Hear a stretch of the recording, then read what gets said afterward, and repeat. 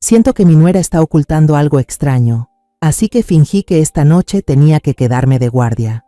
Me fui a mitad de camino, pero luego regresé en silencio para observar mi propia casa. Mientras miraba fijamente hacia la puerta trasera, pegué un brinco cuando un hombre puso su mano sobre mi hombro. Su voz era ronca. Espere hasta la 1 de la madrugada, verá todo.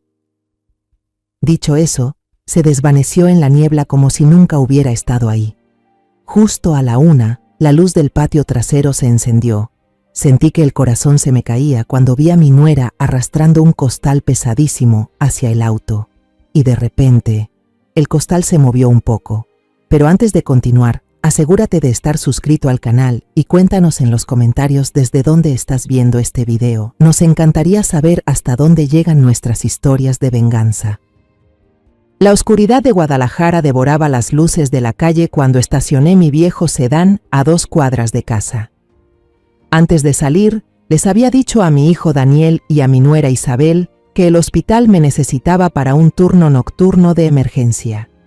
Conduje un tramo, pero no llegué lejos. No podía quitarme de la cabeza el rostro demacrado y cansado de Daniel últimamente, ni olvidar el extraño aroma a incienso que flotaba constantemente en su habitación. Algo no estaba bien, lo sabía. Volví caminando, escabulléndome por un callejón empedrado. Elegí un lugar perfecto, oculta detrás de un arbusto de bugambilias frente a la casa. Desde ahí, podía ver claramente la puerta principal y parte del patio trasero de cemento de la casa, el hogar que había ayudado a construir durante toda mi vida. Dentro, la luz de la sala ya estaba apagada. Toda la casa estaba sumida en el silencio, salvo por un tenue parpadeo de luz que se filtraba desde la ventana del dormitorio de Daniel e Isabel en el 2º piso. De repente, una mano huesuda y helada se posó sobre mi hombro. Estuve a punto de gritar, pero el instinto de enfermera veterana me hizo cubrirme la boca a tiempo. Me giré de golpe, el corazón queriendo salírseme del pecho. Frente a mí, un anciano. La oscuridad y la neblina ocultaban casi todo su rostro, dejando al descubierto solo los rasgos curtidos por los años y el sufrimiento. A la luz tenue del farol, solo se veían sus ojos hundidos, pero brillaban con una luz extraña. «¿Usted es...?» Intenté preguntar, pero la voz se me atoró en la garganta. El anciano llevó un dedo huesudo a los labios, pidiendo silencio. Su voz era ronca, un susurro que se deslizaba como viento entre las rendijas. «No diga nada. Espere hasta la 1. Entonces lo verá todo». No alcancé a procesar lo que decía cuando él dio un paso atrás, se desvaneció en la niebla y desapareció tan rápido como había llegado. Me froté los ojos, mirando el espacio vacío donde había estado. ¿Una alucinación? Tal vez el estrés me estaba jugando malas pasadas, pero el frío helado que aún sentía en el hombro era prueba irrefutable. Miré el reloj. Eran las 11:30. Me quedaban 1:30 de espera en medio del desconcierto total. El tiempo pasaba lento y pesado. Cada minuto parecía un siglo. Me senté en el suelo, con la espalda contra la pared fría, sin apartar la vista de la casa. En ese momento, mi reloj vibró suavemente. Era la 1 en punto. Como si una orden invisible lo hubiera activado, el foco del patio trasero se encendió de golpe. El corazón se me encogió. La puerta trasera se abrió con un chirrido espeluznante que rompió el silencio absoluto. Isabel salió. Llevaba un conjunto negro ajustado de pies a cabeza, el cabello recogido con pulcritud. Su rostro, bajo la luz blanca, parecía de cera, sin emoción alguna. Observó con cuidado a su alrededor, escaneando cada rincón del patio. Al asegurarse de que no había nadie, volvió a entrar. Pocos segundos después, arrastró hacia afuera un enorme costal de tela de yute. El roce del saco contra el cemento producía un sonido rasposo, macabro, que se me clavaba en la mente. Por cómo se esforzaba, supe que el bulto era pesado, pero lo peor no era eso. Dentro del costal algo se movía. No dejaba de agitarse, a veces con sacudidas violentas, otras raspando desesperadamente los costados. «Daniel». Ese pensamiento me atravesó como un rayo. Todo mi cuerpo comenzó a temblar. Las piernas me fallaban, me sentía sin fuerzas.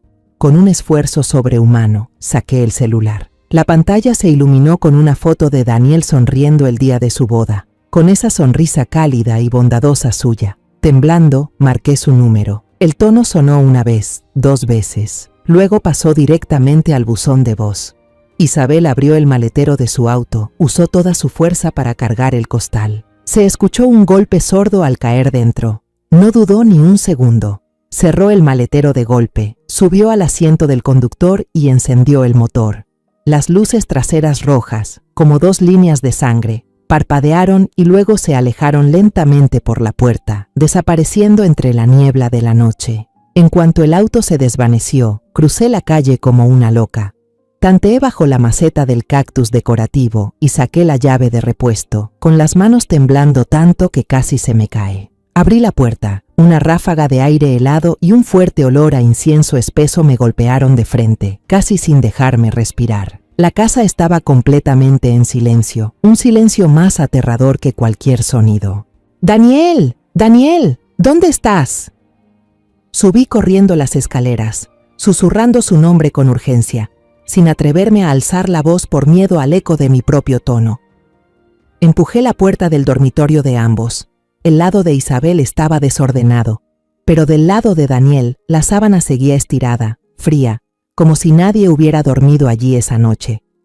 Mis ojos, llenos de pánico, se dirigieron a la mesita junto a la cama. La billetera, el celular y el llavero de Daniel seguían ahí. Mi hijo no pudo haberse ido por su cuenta sin esas cosas. Sentí como si una mano invisible me apretara el pecho. Todo se volvió borroso. La peor pesadilla de una madre se había hecho realidad. Mi hijo había desaparecido. En medio del pánico, los recuerdos me invadieron, nítidos y dolorosos, como una película en cámara lenta sobre cómo el paraíso de mi familia se transformó en un infierno. Soy Elena Márquez de la Cruz, tengo 60 años, y mi vida se define por 2 momentos clave. El primero fue cuando mi esposo, Ricardo, murió de un infarto repentino, dejándome sola con un dolor que no sabía cómo nombrar. El segundo, que se convirtió en el motor de mi vida desde entonces, fue Daniel. Mi hijo es todo mi mundo. Es ingeniero supervisor de obras, un joven amable, sereno, con la sonrisa cálida de su padre y mis ojos profundos. Verlo crecer, convertirse en un hombre exitoso, me hacía sentir que ya no podía pedir nada más. Como jefa de enfermeras en la sala de urgencias del Hospital San Rafael, he visto demasiadas pérdidas y mi única oración era que Daniel siempre estuviera bien. Hasta que hace 3 años, Daniel trajo a Isabel a casa por primera vez. Ella era profesora de arte, con unos ojos grandes, cargados de una tristeza lejana, y una sonrisa suave que podía derretir incluso al corazón más duro.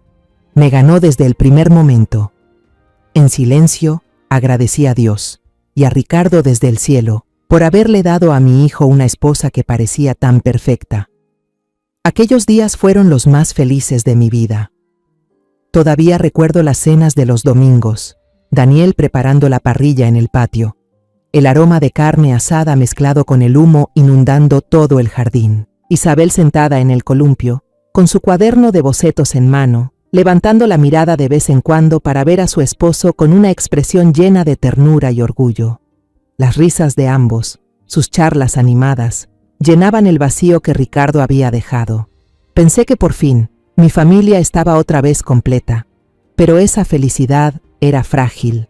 Todo empezó a cambiar hace unos 6 meses, como una enredadera venenosa que se colaba poco a poco en mi hogar, asfixiándolo todo. Al principio fueron cosas pequeñas. Notaba que Isabel se levantaba a medianoche. Una vez bajé a la cocina por un vaso de agua y la vi parada frente al espejo grande de la sala. Bajo la luz tenue de la luna, parecía una sombra, murmurando algo para sí misma en un idioma extraño, gutural y seco, que no se parecía a ninguna lengua que yo hubiera escuchado antes. La llamé en voz baja, ¿Isabel? Y ella se sobresaltó, volteando con una sonrisa algo forzada. No puedo dormir, suegra. Luego, el dormitorio de ellos empezó a oler fuertemente a incienso, pero no era un aroma agradable como los que se usan en los spas, sino uno penetrante, áspero, como hierba quemada, que se impregnaba en las cortinas, en las sábanas, y me dificultaba respirar cada vez que entraba. Una tarde, mientras limpiaba la habitación de ambos, se me cayó sin querer el cuaderno de bocetos de Isabel al suelo. Abrió una página llena de símbolos extraños y perturbadores. Aún recuerdo claramente una mano con un ojo justo en el centro de la palma, rodeada de círculos concéntricos y caracteres retorcidos como pequeñas serpientes. Cuando le pregunté con cautela sobre eso, Isabel solo sonrió con cortesía. Su sonrisa seguía siendo suave, pero sus ojos no. Ah, solo son símbolos para la meditación, mamá, para ayudarme a calmarme. No se preocupe. Su no se preocupe fue lo que empezó a preocuparme de verdad, sobre todo cuando la salud de Daniel comenzó a deteriorarse de forma extraña. La primera vez fue durante una cena. Estábamos todos disfrutando la comida cuando, de repente, Daniel dejó caer el tenedor sobre la mesa con un ruido seco. Sus ojos se abrieron desmesuradamente, fijos en un punto vacío, y luego se desmayó. Solo unos segundos después, volvió en sí, pálido, empapado en sudor. Forzó una sonrisa y dijo que solo se había mareado por el exceso de trabajo.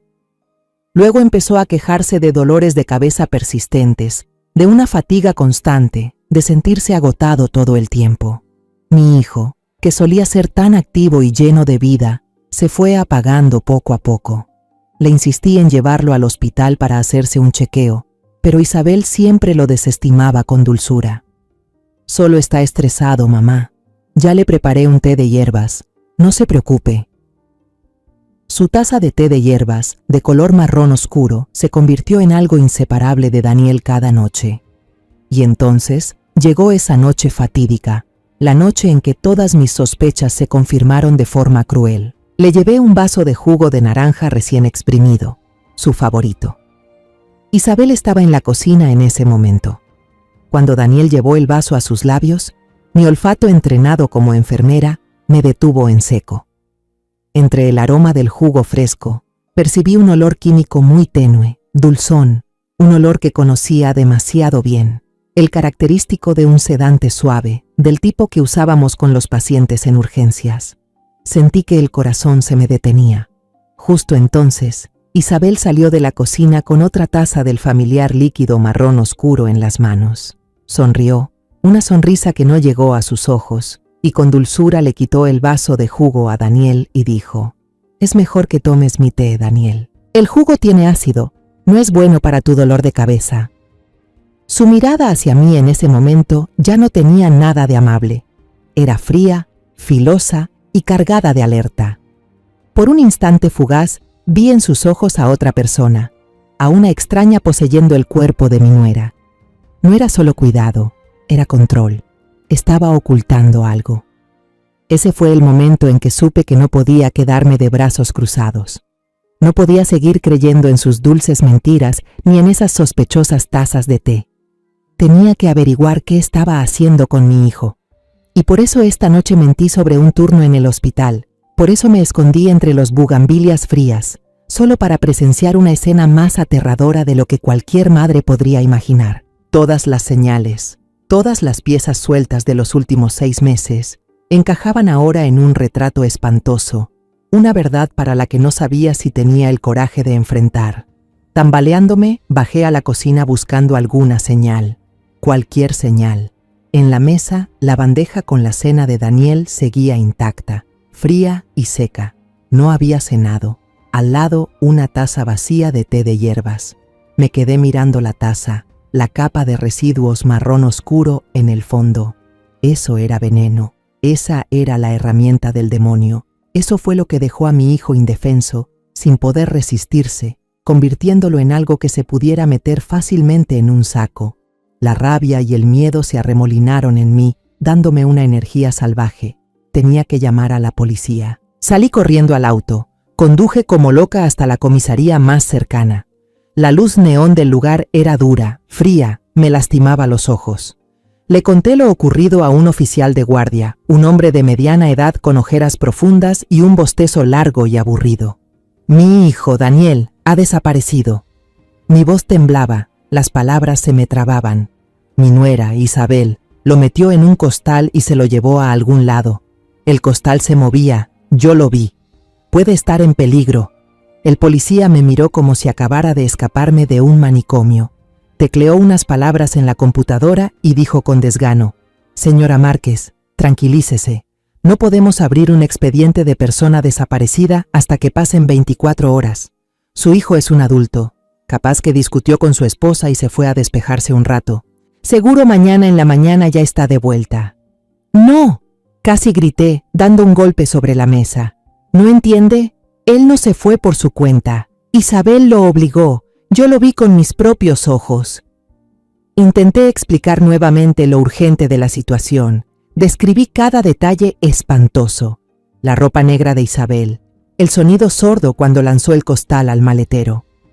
Pero mis palabras desesperadas chocaban contra un muro de indiferencia. Él solo negó con la cabeza. Su expresión se volvió visiblemente molesta. «Váyase a casa. Si en 24 horas él no aparece, regrese y llene este formulario». Empujó hacia mí una hoja, esa arma del aparato burocrático, tan fría e insensible como él. Salí de la comisaría cabizbaja. Una sensación de impotencia y desesperación me envolvía. Nadie me creía. A sus ojos solo era una vieja histérica con mucha imaginación. Estaba completamente sola en esta lucha. Apenas llegué al inicio de mi calle, sentí que el corazón se me detenía. Un haz de luz brillante cruzó el parabrisas.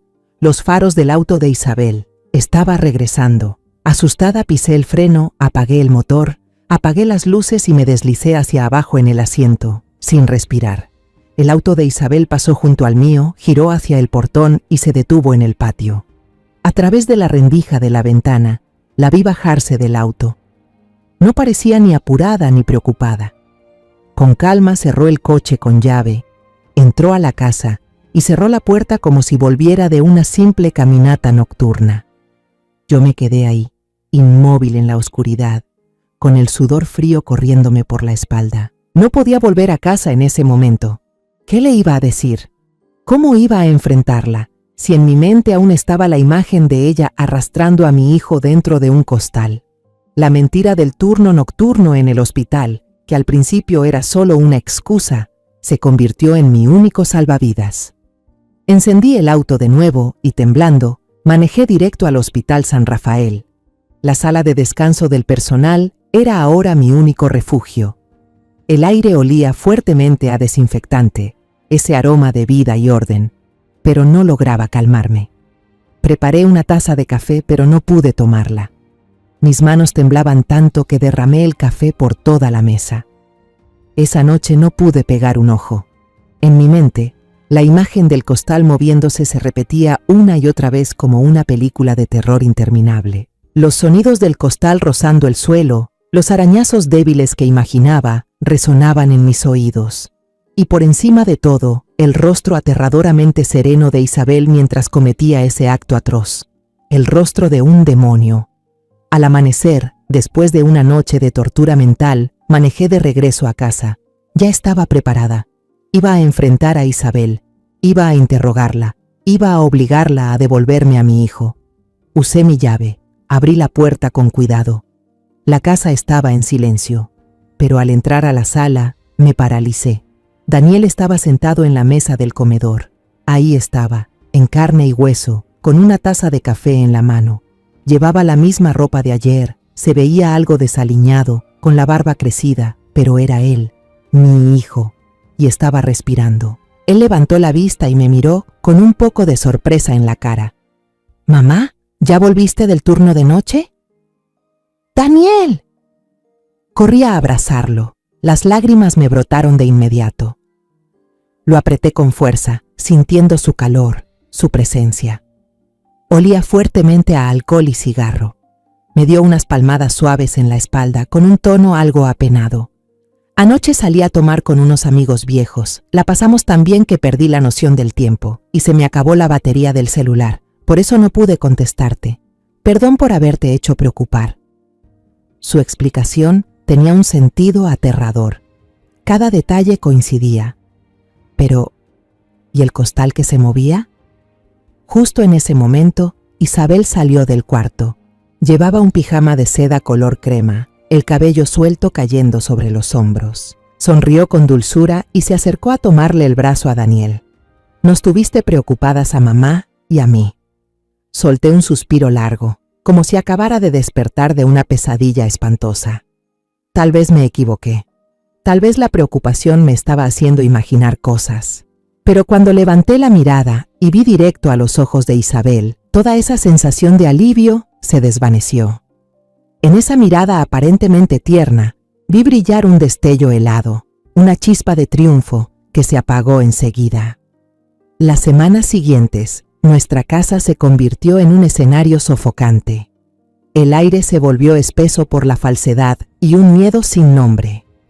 Seguíamos cenando juntos, seguíamos con las charlas de siempre, pero detrás de cada sonrisa, detrás de cada palabra amable de Isabel, yo sentía un abismo helado. Vivía en un estado de alerta total. Cada sonido, cada movimiento suyo lo analizaba con una lupa de desconfianza. Mientras tanto, Daniel se iba apagando. Estaba visiblemente más delgado. Su piel, antes bronceada y saludable como buen ingeniero de obra, ahora lucía pálida, con un tono gris enfermizo. Las ojeras bajo sus ojos se hacían más profundas, convirtiendo su mirada en dos pozos vacíos. Había perdido su chispa, su sentido del humor. Siempre parecía ausente, como si su alma estuviera vagando en un lugar al que yo no podía llegar. Las crisis de desmayo breve se volvieron cada vez más frecuentes. Una vez, mientras contaba un chiste del trabajo, se quedó callado de repente. El tenedor cayó de su mano y su mirada se volvió vacía. Unos segundos después, parpadeó, confundido, mirando a su alrededor sin entender qué había pasado, empapado en sudor. Isabel siempre estaba ahí enseguida, acariciándole la espalda, con una voz llena de falsa preocupación. «Otra vez te estás excediendo con el trabajo, amor». Ya no podía más.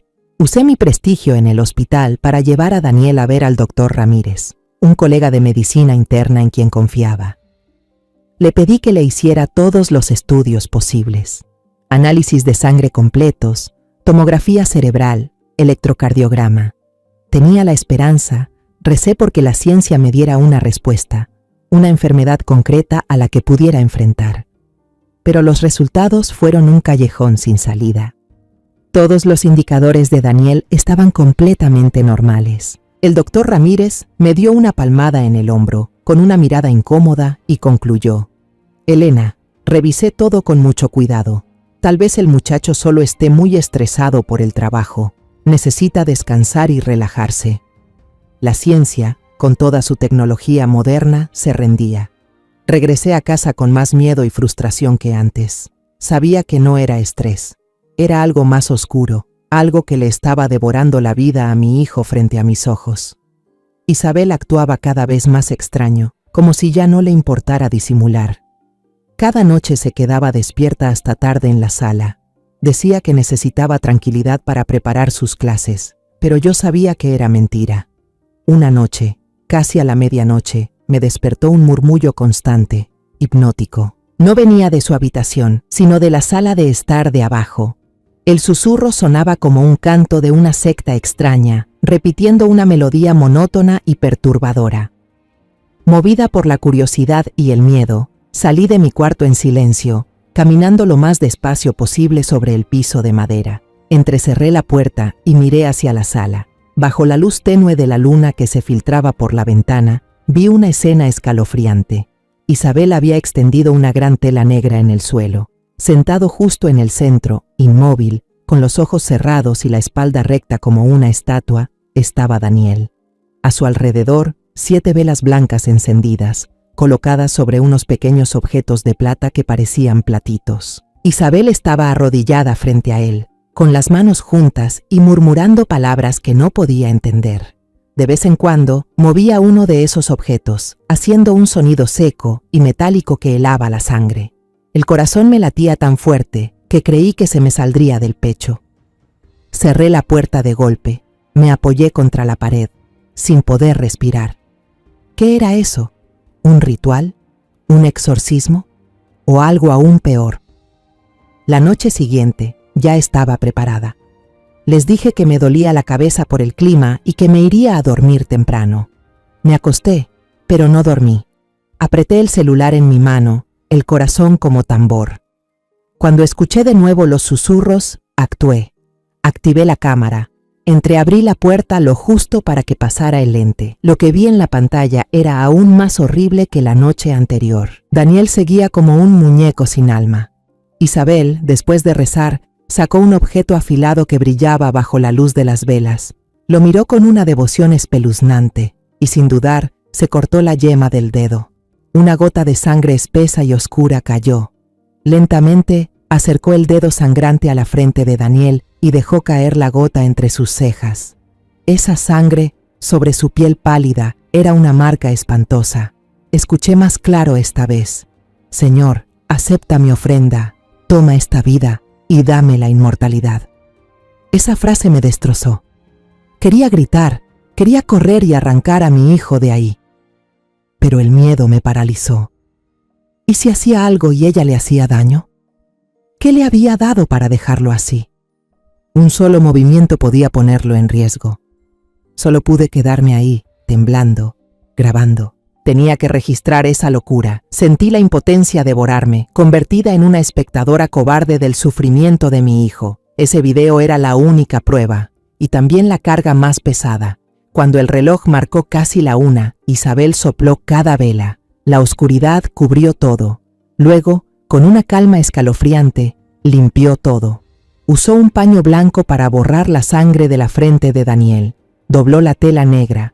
Recogió los platitos de plata y las velas en un saco de tela gruesa, igualito al que vi aquella noche con niebla. Seguí grabando, temblando, sin hacer ruido. Cuando terminó, lo ayudó a levantarse. Con mi hijo aún en un estado de somnolencia, inconsciente, caminando como un sonámbulo manipulado, lo vi guiar a Daniel hasta la habitación, acostarlo en la cama y cubrirlo con una manta, en un gesto de cuidado tan falso que me revolvió el estómago. Una vez que se aseguró de que Daniel estaba quieto, Isabel salió de la habitación y escuché un clic. Había cerrado la puerta del salón con llave desde dentro, dejándome encerrada del lado del pasillo. El corazón me latía con fuerza. ¿Qué pensaba hacer ahora? Isabel se dirigió a la puerta trasera. Contuve la respiración, apuntando con el celular en su dirección. La vi entreabrir la puerta, asomándose a la oscuridad del jardín. Luego se agachó en un rincón que durante el día nunca había notado. Sacó una pequeña jaula. Dentro había un gato blanco, tan blanco que parecía brillar en la noche. Tal vez era un gato callejero que había logrado atrapar. Abrió la jaula. El gato, asustado, retrocedió hasta la esquina, maullando débilmente. Sin una pizca de compasión, Isabel lo agarró con brusquedad. El gato se retorcía, sus pequeñas garras arañaban su mano, lanzando chillidos agudos, como pidiendo clemencia. Isabel no se inmutó. Metió al gato dentro del costal junto con otros objetos rituales. El maullido se ahogó al instante. Solo quedaron los sonidos desesperados y frenéticos de sus uñas rascando desde dentro. Una pieza se rompió en mi mente. Una verdad tan repulsiva como liberadora me golpeó. El sonido que escuché aquella noche en el costal, ese movimiento, esos rasguños que juraba eran de Daniel, en realidad eran de un animal indefenso como ese. Un escalofrío me recorrió la espalda. Sentí un alivio abrumador. Una gratitud demencial de que mi hijo estuviera a salvo, de que no hubiese sido él quien estaba en ese costal. Pero inmediatamente después, una náusea me subió por la garganta. Me repugnaba la crueldad y frialdad de Isabel. No solo estaba destruyendo a mi hijo mentalmente, sino que también era capaz de sacrificar vidas inocentes para su ritual enfermizo. Durante varios días, viví como un fantasma. El video en mi celular se convirtió en un monstruo digital que me perseguía hasta en los sueños. Lo vi decenas de veces, descubriendo en cada repetición un nuevo detalle perturbador. Sabía que no podía actuar sola. La vez anterior en la comisaría había sido un desastre. Nunca creerían una historia tan absurda sin más pruebas, o sin alguien que pudiera confirmarla. Necesitaba más información. Necesitaba a alguien que pudiera entender esta locura. Aquella tarde, tras salir de mi turno en el hospital, me sentía agotada. No quería volver a casa. No quería enfrentar la sonrisa fingida de Isabel ni la mirada vacía de Daniel. Me senté en una banca de piedra en el jardín del hospital, desde donde podía ver la ruidosa avenida principal. Necesitaba un poco de aire fresco, algo del mundo real que me sacara del pantano oscuro que era mi casa. Estaba perdida en mis pensamientos cuando una figura se sentó en silencio a mi lado. Un olor a cigarro barato y áspero me invadió, un aroma tan familiar que me dio miedo. Levanté la vista y el corazón se me detuvo un segundo. Era el anciano misterioso de la noche de niebla. A la luz del día, su aspecto era aún más desgastado. El cabello blanco enmarañado, los ojos hundidos como pozos vacíos, y las arrugas en su rostro no eran marcas de la edad, sino cicatrices de un dolor eterno. No me miró, solo observaba el flujo de autos, y con una voz ronca, como si cada palabra cayera en el vacío entre nosotros, dijo: «Ya lo vio, ¿verdad?». No fue una pregunta, fue una afirmación. Asentí en silencio, con la garganta cerrada, sin poder pronunciar palabra. ¿Y ahora por dónde empiezo? ¿Cuento sobre la gota de sangre? ¿O sobre el gato? El anciano dio una calada profunda al cigarro y exhaló una nube de humo blanco que por un instante ocultó su rostro lleno de dolor. Sé que tiene muchas preguntas. Me llamo Manuel. Manuel. Repetí ese nombre como si fuera un conjuro. Al fin, el fantasma de la noche tenía un nombre. Reuní todo mi valor, lo miré directamente a los ojos y, con la voz temblorosa, pregunté: ¿por qué me advirtió? ¿Cómo sabía todo eso? Manuel volteó a verme. Esta vez, su mirada ya no era enigmática, sino que estaba llena de un cansancio y un dolor infinitos. Un dolor que pude sentir en lo más profundo de mi alma. Porque yo estuve exactamente en su lugar, dijo con voz grave. Vi cómo el demonio devoró a la persona que más amaba, justo frente a mis ojos. Aplastó el cigarro contra la suela de su viejo zapato y empezó a contar su historia. «Es una organización», comenzó Manuel, con una voz monótona pero cargada de un odio endurecido por los años. «Se hacen llamar la Mano Blanca. Por fuera, parecen un grupo de apoyo espiritual, una comunidad religiosa moderna que da la bienvenida a todos. Pero en realidad, son una secta, un buitre que se alimenta de almas en descomposición». Contó que se enfocaban en personas mentalmente vulnerables, gente desesperada por una pérdida o cargada de culpa. Se les acercaban con suavidad, usando palabras dulces sobre el perdón y la salvación, y poco a poco les implantaban una doctrina tóxica, una visión enfermiza y distorsionada del amor y del sacrificio. Predican que el amor terrenal, el afecto familiar, el amor de pareja, todos son cadenas que atan el alma e impiden alcanzar la pureza. Para alcanzar la redención, para convertirse en santo, una persona debe demostrar devoción absoluta, entregando lo más valioso, la persona que más ama, a lo que ellos llaman la luz suprema. Sentí que el corazón se me detenía. La persona que más amas, Daniel. Y esa entrega, continuó Manuel con la voz quebrada, no es algo que ocurra de un día para otro. Es un proceso. Una serie de rituales diseñados para ir drenando la energía vital, la voluntad y el alma del sacrificio, hasta convertirlo en un cascarón vacío, obediente, listo para aceptar su destino antes del ritual final. Luego me habló de su única hija, Alma. Su esposa había muerto joven y padre e hija se tenían el uno al otro para sobrevivir. Alma era una chica inteligente, una artista talentosa, pero con un alma demasiado sensible y una sensación constante de soledad. Después de una decepción amorosa, Alma se vino abajo y empezó a asistir a las reuniones de la Mano Blanca. Al principio Manuel se alegró, la veía más animada, había hecho nuevos amigos. Pero luego Alma cambió. Comenzó a decir cosas extrañas sobre la purificación del alma y el sacrificio sagrado para lavar los pecados del mundo. Empezó a quemar un tipo de incienso de olor penetrante que él no podía soportar. Y una noche, dijo Manuel con la voz ahogada, sus ojos hundidos clavados en un pasado lejano y doloroso, me despertó.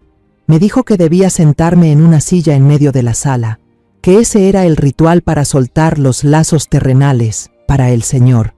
Entonces trajo un gato enjaulado. Dijo que el alma pura del animal absorbería mis impurezas. Todo mi cuerpo se congeló. El gato blanco, el saco. Después de cada ritual, exactamente a la 1 de la mañana, se llevaba el saco con el cadáver del gato y los objetos del ritual a algún lugar. La amaba tanto y también le tenía miedo. No me atrevía a detenerla. Me repetía que era solo una fase, que pronto se daría cuenta de la locura en la que estaba metida. Guardó silencio un largo rato. El remordimiento estaba grabado en cada arruga de su rostro. Hasta que un día, Alma no volvió. Unos días después, alguien dejó una carta bajo la puerta. No había explicación, ni despedida, solo una línea impresa en letras frías. Alma ha cumplido su misión. Se ha convertido en santa. Me llevé la mano a la boca para contener un sollozo. ¿Santificación? La mataron y lo llamaron redención. Manuel intentó alertar a la policía, pero su historia era demasiado absurda, sin pruebas, sin cuerpo. Pensaron que su hija, ya adulta, se había ido por voluntad propia con alguna secta. Lo dejaron solo, con el dolor y el remordimiento de saber que su silencio fue cómplice del mal. Pero no se rindió. Comenzó a investigar por su cuenta. Se metió por todos lados, buscando información sobre sectas encubiertas que operaban en la ciudad. Y entonces reconoció su símbolo, el mismo que Alma había garabateado en su cuaderno. Una mano blanca extendida con un ojo en el centro de la palma. La mano blanca con el ojo. La imagen del cuaderno de Isabel apareció clara en mi mente. Hace un mes, concluyó Manuel, sacándome de mis pensamientos aterradores. Yo estaba trabajando en el turno de noche de una panadería. Al amanecer pasé por su vecindario y vi a su nuera. Estaba arrastrando un costal fuera de la casa. Aún estaba oscuro, pero bajo la luz de la calle alcancé a ver un pequeño logo bordado en una esquina del saco. Era ese, la imagen de la mano blanca con el ojo. Los recuerdos horribles de su hija regresaron con fuerza.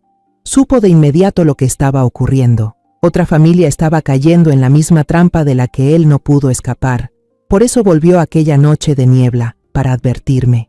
Al escuchar la historia de Manuel, todas las piezas sueltas en mi mente encajaron formando una imagen completa y espantosa. Los símbolos en el cuaderno de Isabel, el olor a incienso, el deterioro cada vez más evidente de Daniel y el gato dentro del costal. Todo era parte de un plan macabro. El miedo dentro de mí se transformó en furia y determinación. No iba a permitir que Daniel se convirtiera en otro caso como el de Alma. No me quedaría callada. Miré a Manuel directo a los ojos, con voz firme, sin un ápice de temblor. Tengo pruebas. No es una historia absurda. Grabé todo mientras ella realizaba el ritual. Le mostré el video en mi celular. Manuel lo miró fijamente, con las manos apretadas, los nudillos blancos. Vio a Daniel, inmóvil. Vio a Isabel cortarse la mano. Vio una gota de sangre caer sobre la frente de mi hijo. Vi una lágrima rodar por su mejilla hundida. Cuando el video terminó, levantó la mirada. En sus ojos hundidos, por primera vez, vi un rayo tenue de esperanza.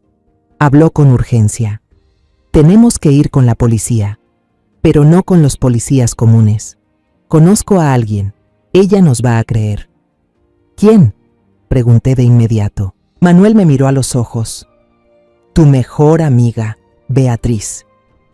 El nombre Beatriz que Manuel pronunció fue como un salvavidas arrojado en medio de la tormenta. Beatriz Ramírez no solo era mi mejor amiga desde la secundaria, también era una inspectora de policía brillante y honesta. No pensé en acudir a ella desde el principio por miedo a que mi historia sonara demasiado loca y por temor a molestarla con su trabajo ya tan estresante. Pero ahora, con el testimonio de Manuel, supe que tenía una esperanza. ¿Cómo conoces a Beatriz?, pregunté aún con sorpresa. Manuel explicó que no la conocía por su relación conmigo.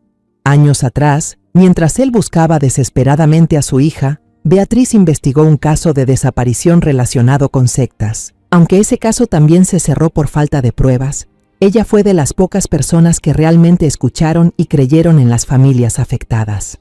No los desechó como si fueran locos. Sin pensarlo más, saqué mi celular. Llamé a Beatriz de inmediato. Su voz, cálida y firme como siempre, respondió al instante. Contuve mi desesperación y hablé con la mayor urgencia que pude. Beatriz, soy yo.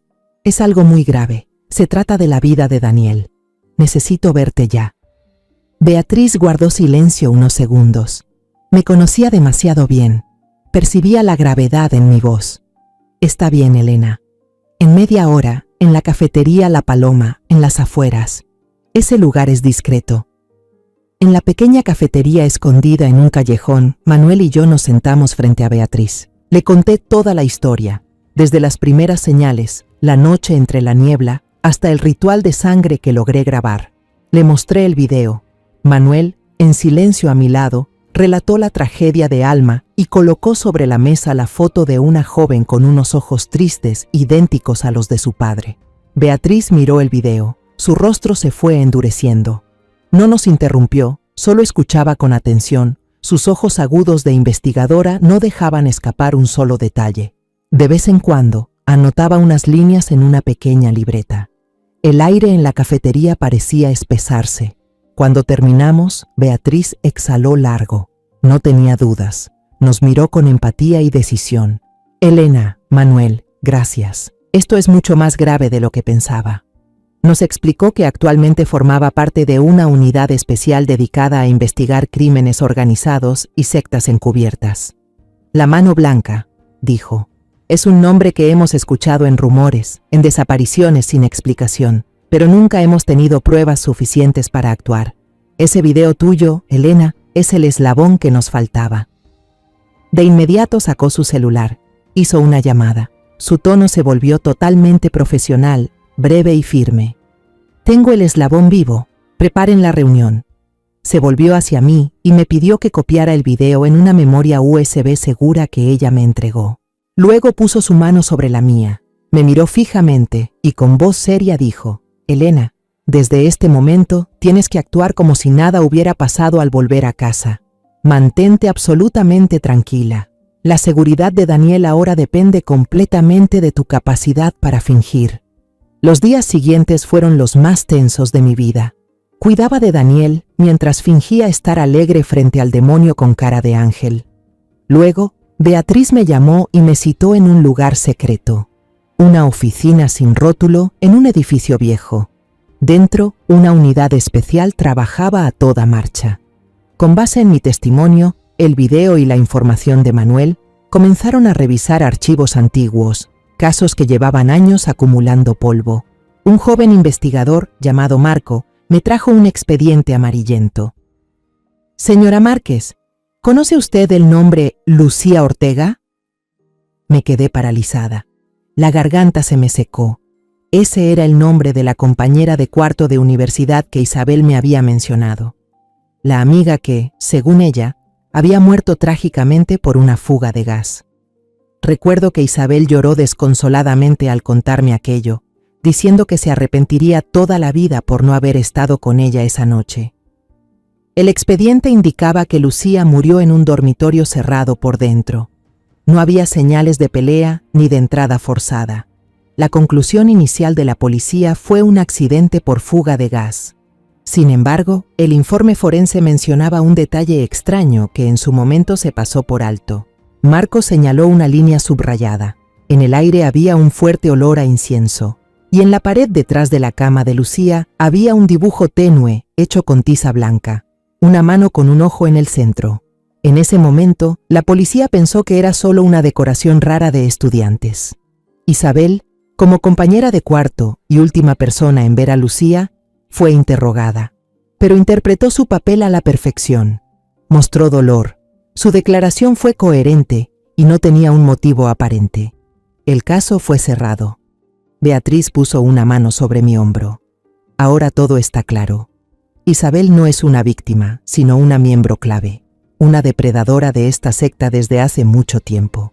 Tal vez ofrecer a Lucía fue su prueba, el rito de iniciación para ascender dentro de la organización. La fachada perfecta de Isabel se había derrumbado. Mi nuera no solo era una fanática, era una asesina. El equipo de investigación se reunió para trazar un plan. Ya tenían suficiente base para arrestarla de inmediato. pero Beatriz negó con la cabeza. Arrestarla ahora sería demasiado fácil, explicó. Ella se quedará callada, su abogado entrará en acción y los líderes tendrán tiempo de borrar toda evidencia. No queremos solo a Isabel, queremos desmantelar todo el nido de los del brazo blanco. Se diseñó un plan, querían atraparla en el acto, realizando un ritual. Necesitamos pruebas irrefutables para inculpar a toda la organización detrás. Si la agarramos en el momento, en ese estado mental fanático, no podrá negar nada. Esa será nuestra oportunidad para sacarle más información. Ese plan me colocaba a mí en el centro del peligro. Instalarían en secreto micrófonos y cámaras diminutas en la sala de mi casa, y yo sería el vínculo interno, la que daría la señal cuando el ritual comenzara. Al volver a casa ese día, me sentí como una actriz entrando en un escenario mortal. Cada gesto, cada palabra debía estar perfectamente medida. Al día siguiente, tal como se había planeado, aprovechando que Isabel salió a dar clases, un equipo de técnicos disfrazados de electricistas llegó a mi casa. No hablaron mucho, trabajaban en silencio con una profesionalidad que daba escalofríos. Las cámaras diminutas quedaron escondidas detrás de los libros, en las macetas. Un micrófono fue colocado bajo la mesa. Trabajaron a toda velocidad, y cuando se marcharon, mi casa ya era una trampa tendida. Antes de irse, uno del equipo me entregó un pequeño dispositivo del tamaño de un pulgar, un walkie-talkie miniatura, y me enseñó cómo esconderlo en el bolsillo de mi abrigo. Beatriz me llamó para darme instrucciones claras. Su voz seria y firme. Ya no era mi mejor amiga, era una comandante. Elena, cuando Isabel empiece a encender las velas, ese es el momento. Solo tienes que presionar y mantener este botón durante un segundo. Estaremos justo afuera. No hagas nada más. Quédate en tu habitación. ¿Entendido? Entendido, respondí con la garganta seca. Esa noche me esforcé dolorosamente por actuar con normalidad. Preparé la cena, los platillos favoritos de Daniel, pero no podía saborear nada. Le pregunté por su trabajo, intentando forzar una conversación sin sentido. Isabel seguía tan dulce como siempre, incluso dijo que mi estofado estaba más rico de lo habitual. Pero en sus ojos vi un vacío aterrador, una concentración extrema en un objetivo que yo ya conocía demasiado bien. La cena transcurrió en un silencio tenso como una cuerda estirada. Daniel comió muy poco, su mirada perdida, como un sonámbulo repitiendo rutinas. Isabel, de vez en cuando, le servía más comida, en un gesto de cuidado tan falso que me revolvía el estómago. Tuve que contenerme con todas mis fuerzas para no lanzarle el plato en la cara. Después de la cena, la misma escena de siempre. Isabel le preparó a Daniel una taza de té de hierbas. «Tómalo, amor, así duermes mejor», dijo, con una voz dulce como miel. Daniel lo bebió obediente. Poco después, empezó a bostezar. Los ojos se le cerraban. Dijo que quería descansar. Isabel lo llevó a su dormitorio. Yo también fingí estar cansada y me retiré a mi habitación, con el corazón latiendo como un tambor. Cerré la puerta y me apoyé en la madera fría. Me senté en la cama, con la mano apretando el walkie-talkie en el bolsillo de mi abrigo. El tiempo se detuvo. Cada segundo era una tortura. Cerca de la medianoche lo escuché. Ese sonido familiar en la sala. El roce de la tela negra al desplegarse. Luego el ruido seco y metálico de objetos de plata colocándose sobre el suelo. Un rato después, escuché que se abría la puerta de su dormitorio.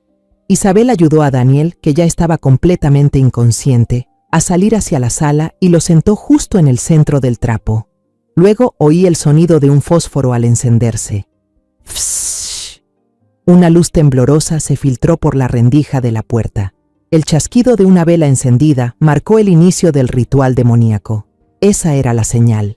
Me temblaban las manos. Metí la mano en el bolsillo. Mi pulgar buscó el pequeño botón. Respiré hondo. Presioné y mantuve el botón del comunicador durante un segundo. Casi de inmediato, un golpe ensordecedor retumbó. La puerta principal fue derribada. El equipo especial, vestidos de negro y armados, entraron desde todas las direcciones como una avalancha oscura. «¡Policía! ¡Nadie se mueva!», Isabel se sobresaltó y se giró de golpe. Tenía en la mano un cuchillo pequeño y filoso, a punto de cortarse el dedo. Su mirada ya no era vacía, era puro delirio al ver a la policía. Daniel seguía sentado, inconsciente, sin enterarse de nada. Isabel gritó, un alarido salvaje, inhumano. «Aléjense, malditos gusanos, no me detengan. Él está por ser salvado, está por trascender». No soltaba el cuchillo. En un último acto de locura, giró el cuerpo y levantó el cuchillo hacia el cuello de Daniel. «¡No!», grité desde la habitación. Pero Beatriz fue más rápida. Se lanzó como una pantera y con un movimiento certero la tiró al suelo. El cuchillo salió volando y giró por el suelo de cerámica. Los paramédicos que venían con el equipo especial entraron corriendo. No les importaba Isabel, su objetivo era Daniel. Revisaron su pulso, las pupilas y lo subieron de inmediato a una camilla. Salí corriendo de la habitación, alcanzando a ver el rostro pálido como cera de mi hijo mientras lo sacaban hacia la ambulancia. «¡Daniel, hijo mío!», grité con desesperación. La policía esposó a Isabel. Ella seguía gritando, insultando, forcejeando como una bestia herida. «Lo arruinaron todo. La luz los castigará. A todos ustedes». En la comisaría, bajo la fría luz de los fluorescentes, Isabel al principio no dijo nada. Se quedó inmóvil en la silla, con las manos esposadas, la mirada perdida en la pared blanca. La máscara de fanatismo había caído. Solo quedaba un cascarón vacío. Beatriz entró a la sala de interrogatorios sin decir palabra. Puso la laptop sobre la mesa, giró la pantalla hacia Isabel y apretó play. Apareció el video que yo había grabado. En la pantalla se veía a Isabel cortándose la mano, dejando caer gotas de sangre sobre la frente de Daniel, mientras susurraba maldiciones enfermas. Al verse a sí misma en el video, al ver lo que había hecho desde una perspectiva ajena, su coraza se quebró. Se desplomó sobre la mesa, sus hombros temblaban sin control. Empezó a llorar. No eran las lágrimas falsas de culpa que le había visto antes. Eran sollozos reales, desgarradores, llenos de dolor y culpa acumulada, y entre esos sollozos empezó a confesarlo todo. Confesó que había ofrecido a Lucía, su compañera de cuarto. Contó que Lucía, una chica llena de vida, le había dicho que quería dejar la universidad para perseguir su sueño de viajar por el mundo. Isabel, bajo la manipulación del culto, interpretó ese sueño como una debilidad terrenal, un apego material que debía ser purificado. «Ella era demasiado buena, demasiado pura», murmuró Isabel, con lágrimas en la cara. «No quería que este mundo la ensuciara. La ayudé a trascender. Le había estado poniendo sedantes fuertes en el té durante semanas, haciendo que Lucía siempre se sintiera cansada y con sueño. En la última noche, Isabel realizó el ritual. Encendió un incienso especial del culto, uno que contenía una sustancia que causaba asfixia leve. Luego cerró la puerta con llave y se fue, dejando que su mejor amiga se hundiera lentamente en un sueño eterno. Sobre Daniel, su voz se volvió de un dolor insoportable. «De verdad lo amo», sollozaba. «Lo amo más que a nada en el mundo». Pero ese amor, según la doctrina enfermiza del brazo blanco, era el mayor apego, la última cadena que le impedía alcanzar la pureza absoluta. Ofrecer a Daniel sería el sacrificio más noble, la prueba suprema de su devoción, que permitiría que ambos fueran santificados. Sentí un dolor punzante en el pecho al escucharlo. Había usado el amor mismo para justificar un asesinato.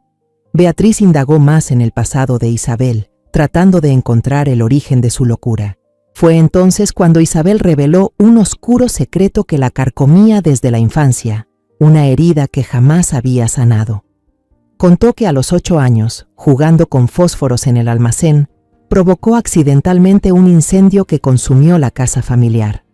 Sus padres no sobrevivieron. Ella salió con vida, pero cargó desde entonces con una culpa terrible, convencida de que había matado a sus padres. Su tía, quien la crió, era una fanática religiosa que, en vez de consolarla, le repetía constantemente que eso era un castigo divino por ser una niña pecadora. Esa culpa fue el terreno fértil donde el brazo blanco sembró su doctrina. La encontraron cuando estaba más vulnerable, en la universidad, y la convencieron de que la única forma de ser perdonada, de redimirse por aquel horror, era ofrecer. Tenía que sacrificar lo que más amaba. Lucía fue la primera, y Daniel, el amor más grande de su vida, sería el último. Mientras Isabel se hundía en su confesión bañada en lágrimas, el equipo especial actuó con rapidez. Basándose en los datos extraídos de urgencia del celular y la laptop de Isabel, incluyendo chats secretos, citas codificadas y ubicaciones GPS de los lugares que visitaba a la 1 de la madrugada, lograron identificar el escondite principal del Brazo Blanco. Era una vieja granja abandonada en las afueras de Guadalajara, un sitio perfecto para ocultar horrores. El operativo se ejecutó esa misma noche. Las fuerzas especiales rodearon el lugar por todos los flancos. Capturaron a toda la cúpula de la secta, a los líderes conocidos como los guías, mientras dormían, sin sospechar que una de sus integrantes más leales había revelado todo. Pero lo más importante fue que encontraron unos sótanos ocultos bajo el piso del almacén. Allí, rescataron a casi 20 víctimas que estaban cautivas. Eran personas en distintas etapas del proceso de purificación, con los cuerpos debilitados por el hambre y las drogas, y las mentes completamente desorientadas, al borde de perder la conciencia. Beatriz recibió una llamada al amanecer. Vi cómo su rostro tenso se suavizó. Me miró, con la voz algo cansada pero llena de esperanza. Elena, ya la encontramos. Hablaba de Alma, la hija de Manuel. Beatriz nos llevó a mí y a Manuel a un hospital de campaña instalado cerca de la granja para atender a los sobrevivientes. El aire allí estaba cargado del olor a desinfectante y del peso del sufrimiento. Vi a Manuel caminar de un lado a otro, con los puños apretados y los ojos escudriñando todo a su alrededor. Luego, una enfermera nos condujo a una habitación. Dentro, vi a una joven encogida en la cama, con la mirada perdida hacia la ventana. Estaba tan delgada que solo le quedaba piel sobre los huesos, el cabello largo y enmarañado. Era Alma, sin duda. Manuel se acercó despacio, con el corazón de padre colgando de un hilo. Llamó en voz baja, tembloroso. Alma, hija. La joven volteó. Al principio, sus ojos estaban vacíos, sin reconocer a nadie. Pero entonces, como si un rayo de luz atravesara la densa niebla que había cubierto su mente durante tanto tiempo, ella reconoció el rostro curtido y lleno de amor de su padre. Sus labios agrietados se movieron. ¿Papá? Manuel corrió a abrazarla. Padre e hija rompieron en llanto. Él lloraba por los años de búsqueda en vano, por el dolor y el remordimiento. Alma lloraba por liberarse de un infierno en vida, por poder volver. No eran solo lágrimas de reencuentro, sino también lágrimas que lavaban todos esos años de sufrimiento extremo. Yo los miraba desde lejos, sin atreverme a interrumpir ese momento sagrado. Las lágrimas también corrían por mis mejillas. Lloraba por ellos, y también por mí. Al menos una pesadilla había terminado de verdad. Meses después, el juicio contra la organización El Brazo Blanco se llevó a cabo y sacudió a todo el país. Las historias aterradoras sobre los rituales, las desapariciones misteriosas y las familias destrozadas salieron a la luz ante la justicia, dejando al público conmocionado. Yo, Manuel y muchas otras familias de víctimas estuvimos presentes como testigos. Cuando me paré en el estrado para declarar y contar sobre aquellas noches de terror, no miré al jurado ni al juez. Mi mirada solo se dirigía hacia Isabel. Estaba ahí, con el uniforme de prisionera, el cabello cortado, y el rostro ya sin dulzura ni fanatismo, solo vacío. Isabel, junto con los líderes conocidos como los guías, fue condenada justamente por homicidio, secuestro y dirigir una organización criminal. En la última audiencia, cuando los guardias se la llevaban, Isabel se volteó para mirarme. En sus ojos ya no había odio, solo un arrepentimiento tardío y un dolor tan profundo que parecía no tener fondo. Yo simplemente me di la vuelta en silencio. Perdonar es asunto de Dios. Yo solo puedo elegir olvidar. Daniel no asistió a ninguna audiencia. Dijo que quería cerrar ese capítulo para siempre. Enfrentar a Isabel una vez más, aunque fuera desde el banquillo, era una tortura que no podía soportar. Mi hijo pasó mucho tiempo en tratamiento en el hospital. Los médicos dijeron que había sido envenenado de manera sistemática con una hierba que provocaba alucinaciones y debilitamiento del sistema nervioso durante varios meses. Su cuerpo necesitaba tiempo para eliminar por completo la toxina. Pero la recuperación más dolorosa no fue física, sino mental.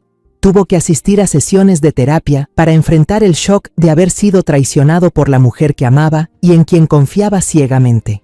¿Cómo puede alguien aceptar que el amor que cultivó fue, en realidad, una sentencia de muerte anunciada? En cuanto recuperó algo de claridad, lo primero que hizo Daniel fue presentar la demanda de divorcio. El trámite fue rápido, un corte limpio para extirpar el tumor maligno de su vida.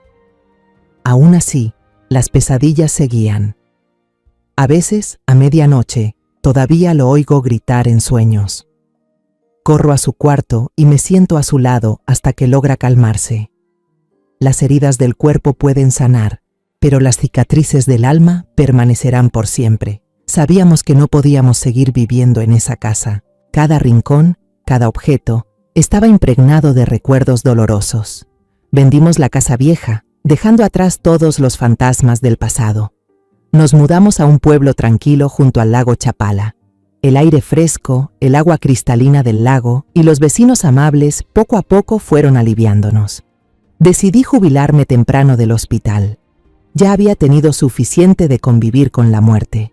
Con nuestros ahorros de toda la vida, abrimos una pequeña panadería justo en la calle principal con vista al lago. Este era el sueño que mi esposo, Ricardo, y yo solíamos acariciar cuando éramos jóvenes.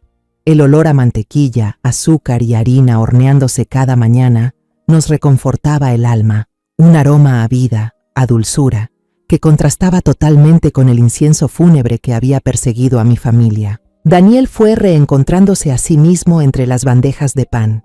Ya no volvió al trabajo estresante de ingeniero. En cambio, me ayudaba en la panadería. Aprendió a hacer pan, a decorar pasteles. Sus manos, que antes solo conocían planos y números, ahora eran hábiles y pacientes con cada capa de crema, con cada flor de azúcar. Su sonrisa fue regresando poco a poco, aunque ya no era la misma de antes, inocente y luminosa. Era la sonrisa de alguien que ha sobrevivido a la tormenta. Una sonrisa serena, más profunda. Una tarde soleada de domingo, mientras preparábamos todo para cerrar el local, Manuel trajo a Alma de visita. Alma estaba mucho mejor. Había subido de peso, su cabello volvía a crecer y sus ojos ya no estaban vacíos. Me contó que había retomado un curso de cerámica, que estaba volviendo a conectar con esa pasión artística que había dejado atrás. Los cuatro nos sentamos en la mesita de afuera de la panadería, mirando hacia el lago que brillaba con la luz dorada del atardecer. Tomamos té, comimos un pastel de manzana recién horneado por Daniel, hablamos del clima, de una nueva receta, de alguna noticia sin importancia que salió en el periódico. Nadie mencionó a El Brazo Blanco, ni a Isabel, ni a las noches de horror que dejamos atrás. Pero ese silencio no fue incómodo.